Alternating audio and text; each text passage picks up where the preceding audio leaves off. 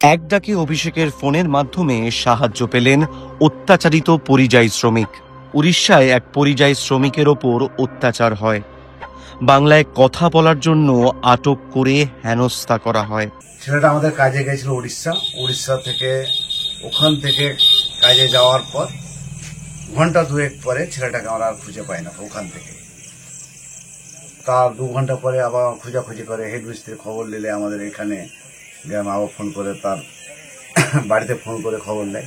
খবরটা নেওয়ার পর চারদিকে খবর হলো, ওকে খোঁজাখুঁজি করার পর থানাতে যাওয়া যায়। ওখানকার থানাতে ডায়েরি নেয় লিখা। এক ডাকে অভিষেকে ফোন করে উদ্ধার করা হয় তাকে। দাদা গেছিল চা খেতে যে 3 জন ওকে অ্যাটাক করার পর থেকে ওকে আর খুঁজে পাওয়া যায় না। তারপরে আমরা উড়িষ্যা থানাতে অবজেকশন দিলাম, এফআইআর করলাম। তারাও আমাদের এফআইআরটা নিচ্ছে না, 5 দিন ধরে ঘুরালো। তারপরে আমরা কি করলাম, অভিষেক ব্যানার্জিকে আমরা হেল্পলাইনে কথা বললাম যে এরকম ব্যাপার। তারাই আমাদেরকে সমস্ত সহায়তা করলো।